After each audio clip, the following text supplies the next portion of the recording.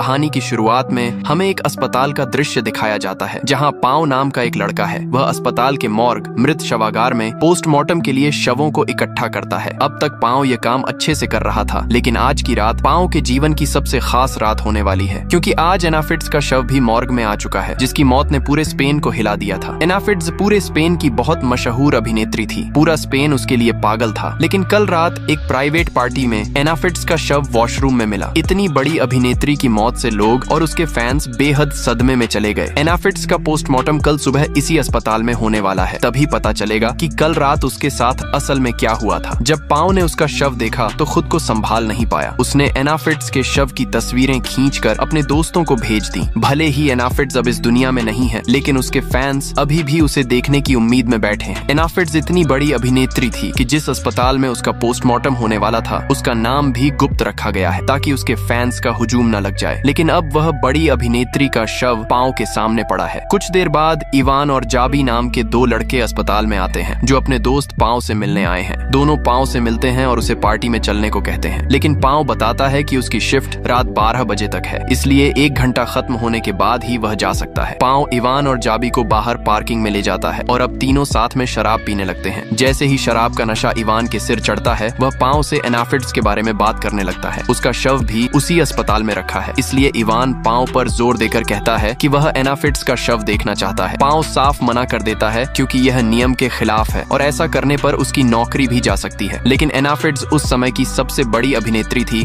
और साथ ही बेहद खूबसूरत भी, इसलिए इवान लगातार पाओ पर दबाव डालता रहता है कि वह उसे शव दिखाए। आखिरकार इवान के जिद के आगे पाओ हार मान लेता है, लेकिन कहता है कि यह बात कभी किसी को नहीं बतानी है। पाओ अपनी नौकरी को खतरे में डालकर इवान और जाबी को अस्पताल के मॉर्ग में ले जाता है, जहां आमतौर पर किसी को जाने की इजाजत नहीं होती। पाओ एक शव के पास खड़ा होकर कहता है, ये एना फिट्ज का शव है। इवान और जाबी इसे देखकर बेहद उत्तेजित हो जाते हैं, लेकिन जैसे ही पाओ शव से कपड़ा हटाता है, पता चलता है कि यह एना फिट्ज का नहीं बल्कि एक बूढ़ी औरत का शव है। इवान और जाबी डर जाते हैं क्योंकि यह पाओ का एक गंदा मजाक था। अपने दोस्तों की हालत देखकर पाओ हंस पड़ता है। फिर वह दूसरे शव के पास जाता है। जैसे ही पाओ उस शव से कपड़ा हटाता है, पता चलता है कि यह सच में एना फिट्ज का शव है। वह सच में बेहद खूबसूरत थी। इवान उसकी सुंदरता देखकर अपना कंट्रोल खो बैठता है। एना फिट्ज के नंगे शरीर को देखने के लिए वह उसके सारे कपड़े उतार देता है। सिर्फ इतना ही नहीं, वह उसके निजी अंगों को छूने लगता है। लेकिन जाबी को ये सब बिल्कुल गलत लगता है, क्योंकि किसी शव के साथ ऐसी अश्लील हरकत करना ठीक नहीं है। इवान पूरी तरह पागल हो जाता है। इतनी बड़ी अभिनेत्री उसके सामने है, इसलिए वह पाओ से कहता है कि वह एना फिट्ज के शव के और करीब रहना चाहता है। ये सुनकर जाबी डर जाता है और इवान को समझाने लगता है कि वह ऐसा कैसे सोच सकता है। लेकिन इवान अपनी काम वासना और नशे में जाबी को भी वही करने को कहता है और बोलता है, एक बार सोचो, स्पेन की सबसे मशहूर और खूबसूरत अभिनेत्री के साथ शारीरिक संबंध करोगे, चाहे वह जिंदा हो या मरी हुई, क्योंकि यह शव तो सिर्फ कुछ घंटे पहले मरा है। इधर पाओ इवान की बात सुनता है और उसके साथ हो जाता है। वह इवान को सलाह भी देता है कि मृत शरीर में नमी नहीं होती, इसलिए ये सब करने के लिए उन्हें अपना लार इस्तेमाल करना पड़ेगा। इवान पाओ से पूछता है कि उसे ये सब कैसे पता है। शायद उसने पहले भी किसी शव के साथ ऐसा किया होगा। तब पाओ मान लेता है कि हाँ, उसने एक बार 18 साल की एक खूबसूरत लड़की के शव के साथ ऐसा किया था, लेकिन अब तक एना फिट्ज के साथ कुछ नहीं किया। फिर इवान कहता है कि आज उसके सामने स्पेन की सबसे बड़ी अभिनेत्री है, इसलिए उसे इस मौके का पूरा फायदा उठाना चाहिए। जाबी बार बार इवान को मना करता है, लेकिन इवान अब ठान चुका है कि वह एना फिट्ज के शव के साथ वो काम करेगा ही। पाओ भी उसे साथ देता है। अब इवान जाबी की कोई बात नहीं सुनता। वह अपने साथ रखा ड्रग्स निकालता है। फिर तीनों मिलकर ड्रग्स लेने लगते हैं। जब जाबी को दूसरे कमरे में ले जाया जाता है, तब इवान एना फिट्ज के शव के पास जाता है और एक हिंसक जानवर की तरह उस मृत शरीर के साथ बलात्कार शुरू कर देता है। इधर जाबी लगातार पाओ को समझाता रहता है कि ये सब बिल्कुल गलत है, लेकिन अब पाओ भी नशे के कब्जे में है और जाबी की कोई बात नहीं सुनता। इवान के बाद जब पाओ की बारी आती है, तो पाओ भी उस मृत शरीर के साथ दुष्कर्म करता है। लेकिन उसके बाद जो हम देखते हैं, वह देखकर हम पूरी तरह स्तब्ध रह जाते हैं। हम देखते हैं कि एना फिट्ज फिर से जीवित हो गई है। वह सब कुछ महसूस कर रही है। उसकी आंखों से आंसू बह रहे हैं, लेकिन इतने घंटों जागने के बाद भी वह अपना उंगली तक नहीं हिला पा रही है। उसके साथ गलत हो रहा है, यह देख रही है, लेकिन कुछ कर नहीं पा रही है। पाओ अभी भी काम वासना में अंधा है और उसकी आंखें बंद हैं। लेकिन जब वह एना फिट्ज के चेहरे की तरफ देखता है, तो देखता है कि एना फिट्ज जाग गई है और डर से चीखने लगती है। पाओ की चीख सुनकर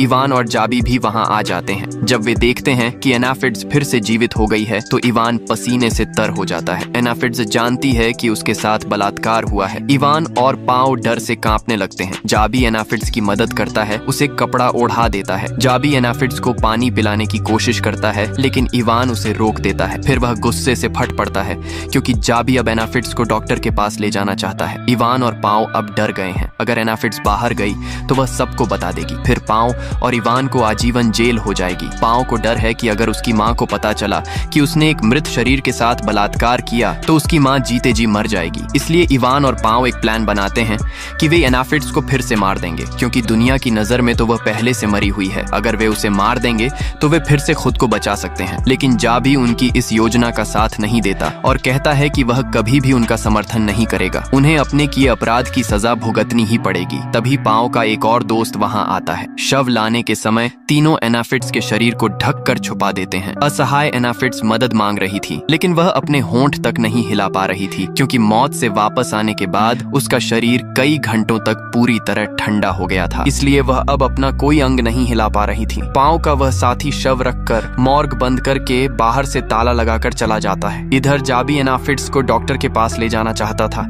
लेकिन इवान उसे नहीं करने देता। तब गुस्से में जाबी इवान को मुक्का मार देता है। इवान भी गुस्से में जाबी को बुरी तरह पीटने लगता है। पाओ उसे रोकने की कोशिश करता है, लेकिन इवान के हाथ से जाबी को छुड़ा नहीं पाता। जब इवान को होश आता है तो पता चलता है कि उसने जाबी को बहुत ज्यादा मार दिया है। जाबी के सिर से खून बहने लगा है। इवान जब होश में आता है तो अपने दोस्त जाबी से माफी मांगता है, लेकिन अब कोई फायदा नहीं। जाबी बहुत ज्यादा खून खो चुका है। एनाफिड्स ये दृश्य देखकर बेहद डर जाती है, क्योंकि जाबी ही एकमात्र अच्छा इंसान था जो उसकी मदद करने की कोशिश कर रहा था। इवान और पाओ जाबी को डॉक्टर के पास ले जाना चाहते हैं, लेकिन कोई रास्ता नहीं है। इसलिए वे कपड़े से जाबी का खून रोकने की कोशिश करते हैं, लेकिन जाबी के शरीर से खून लगातार बहता रहता है। इवान और पाओ मिलकर फर्श पर बिखरे खून को साफ करने लगते हैं। कुछ देर बाद पाओ का एक और दोस्त वहां आता है। वह पाओ से एनाफिड्स के शव के पोस्टमार्टम के बारे में बात करने लगता है। एनाफिड्स फिर से मदद के लिए पुकारना चाहती है, लेकिन इवान उसका मुंह दबा देता है। जब पाओ का दोस्त बाहर चला जाता है तो वे सोचते हैं कि अब जाबी को डॉक्टर के पास ले जा सकते हैं, लेकिन जब वे जाबी के पास पहुंचते हैं तो देखते हैं कि असहाय जाबी पहले ही मर चुका है। अपने दोस्त को मरा देखकर इवान पूरी तरह टूट जाता है। जाबी की मौत से दुखी एनाफिड्स उनसे कहती है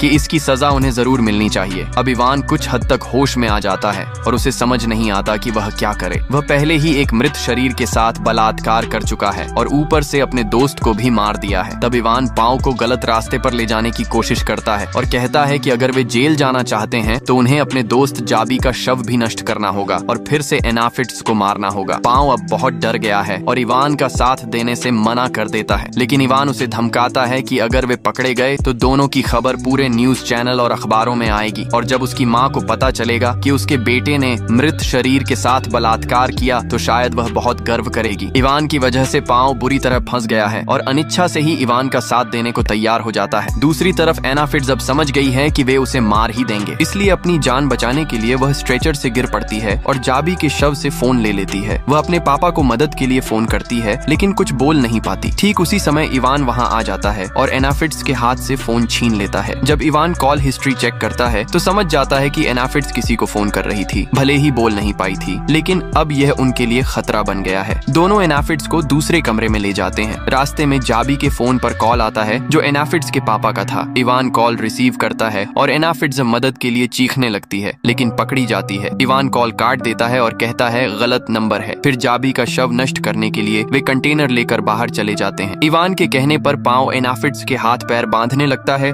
ताकि वह भाग न सके। यहाँ एनाफिड्स पाओ से कहती है कि वह इवान के साथ न रहे, क्योंकि एनाफिड्स जानती है कि पाओ इवान जैसा खूनी नहीं है। इवान ने अपने दोस्त जाबी को मार दिया है, लेकिन पाओ ने कोई गलत काम नहीं किया। फिर वह खूनी के साथ क्यों है? इसका जवाब पाओ कहता है कि जाबी को जानबूझकर नहीं मारा गया, ये सिर्फ एक एक्सीडेंट था और उसे गलत रास्ते पर नहीं ले जाना चाहिए। तब एनाफिड्स कहती है कि जाबी की मौत कोई एक्सीडेंट नहीं थी। जब पाओ बाहर गया था तब उसने देखा था कि इवान ने जाबी की गर्दन दबाकर उसे मार दिया था। अब इस अपराध के लिए उसे उम्र कैद होगी। फिर पाओ क्यों ऐसा कर रहा है? वह खूनी के साथ है, जबकि एनाफिड्स जानती है कि पाओ इवान जैसा क्रूर नहीं है। पाओ कुछ देर सोचता है, लेकिन एनाफिड्स की बात पर यकीन नहीं करता और उसके मुंह पर टेप लगाकर चला जाता है। अब एनाफिड्स इस मौके का फायदा उठाकर भागने की कोशिश करती है। वह मॉर्ग से बाहर निकलती है और जमीन पर लुढ़कते हुए आगे बढ़ने लगती है। पाओ दूसरी तरफ खून साफ कर रहा था। तभी इवान मॉर्ग में कंटेनर लेकर अंदर आता है। वहाँ पहुंचकर देखता है कि एनाफिड्स नहीं है, वह भाग गई है। यह देखकर इवान पाओ पर बहुत गुस्सा हो जाता है। पाओ कहता है कि उसने एनाफिड्स के हाथ पैर बांध दिए थे, फिर भी वह कैसे भाग गई। दूसरी तरफ हम देखते हैं कि एनाफिड्स जमीन पर लुढ़कते हुए आगे बढ़ रही है। तभी अचानक उसे इवान दिख जाता है जो उसे ढूंढ रहा था। एनाफिड्स चतुराई से उसके पास से छुप जाती है। वह एक लिफ्ट में घुस जाती है, लेकिन बदकिस्मती से लिफ्ट बंद होने से पहले ही इवान उसे पकड़ लेता है और फिर से मॉर्ग में घसीट कर ले आता है। इस बार इवान एनाफिड्स के गाल पर जोर से थप्पड़ मारता है। बढ़ते खतरे को देखकर इवान पांव से कहता है कि अब उन्हें तुरंत एनाफिड्स को मारना होगा, क्योंकि अब उसका शरीर धीरे धीरे काम करना शुरू कर दिया है। इससे पहले कि वह यहाँ से भागे, उन्हें उसे खत्म कर देना होगा। लेकिन पांव तब जाबी की मौत का मुद्दा उठाता है और कहता है कि वह जानता है कि जाबी को इवान ने ही मार दिया था। एनाफिड्स पांव से कहती है कि जब इवान ने जाबी को मारा तब पांव आसपास नहीं था। इवान पांव से पूछता है कि उसने एनाफिड्स पर कैसे भरोसा किया और क्यों वह अपने दोस्त को मारेगा। जो कुछ भी हुआ वह सिर्फ एक्सीडेंट था। यहाँ इवान पांव से कहता है कि उन्हें एनाफिड्स को मारना होगा, लेकिन इस खून को ऐसे करना होगा कि कोई सबूत न रहे। पांव इवान को एक कपड़ा देता है, लेकिन इवान उल्टा वह कपड़ा पांव के हाथ में थमा देता है, क्योंकि वह पहले ही अपने दोस्त को मार चुका है। इसलिए ये खून पांव ही करेगा और अगर पकड़े गए तो दोनों साथ जेल जाएंगे। लेकिन पांव में हिम्मत नहीं है। असल में पांव इवान जैसा हिंसक नहीं है। फिर भी इवान जबरदस्ती पांव को एनाफिड्स की गर्दन दबाने के लिए मजबूर कर देता है। असहाय एनाफिड्स कुछ नहीं कर पाती और वहीं यातना में मर जाती है। इस तरह वे फिर से एनाफिड्स को मार देते हैं और उसे स्ट्रेचर पर लिटा देते हैं। इवान पांव से कहता है कि वह एनाफिड्स का शरीर साफ कर दे। खुद वह बाहर जाकर जाबी का शव छुपा देता है। पांव इवान की बात मानकर एनाफिड्स का शरीर साफ करने लगता है। बाहर इवान जाबी का शव एक पुल के नीचे नाले में फेंक देता है। फिर वे वहां से निकलने लगते हैं। अचानक एनाफिड्स की आंखें खुल जाती हैं। हम सब चौंक जाते हैं, लेकिन अगले पल पता चलता है कि यह एनाफिड्स और पांव का प्लान था। असल बात यह है कि पांव एनाफिड्स की मदद कर रहा था। प्लान के मुताबिक जब एनाफिड्स को खतरा महसूस होगा तो वह मरने का अभिनय करेगी। चूंकि एनाफिड्स एक अभिनेत्री है, इसलिए उसके लिए यह बहुत मुश्किल नहीं था। एनाफिड्स का अभिनय देखकर समझ आता है कि वह स्पेन की इतनी बड़ी अभिनेत्री क्यों थी। इवान भी पूरी तरह उसके अभिनय से धोखा खा जाता है। इवान वापस आने पर पांव उसे वहां से चले जाने को कहता है। इवान फिर से एनाफिड्स के शव की तरफ देखता है, लेकिन अभी भी नहीं समझ पाता कि एनाफिड्स जिंदा है। पांव उसे वहां से जाने को कहता है। इवान सब सबूत मिटाकर बाहर निकलने लगता है, लेकिन ठीक जब वह लिफ्ट में चढ़ने वाला होता है तभी उसे एहसास होता है कि उसका आईडी कार्ड कहीं मॉर्ग में छूट गया है। इसलिए उसे लेने फिर मॉर्ग में वापस आता है। पांव बार बार उसे रोकने की कोशिश करता है,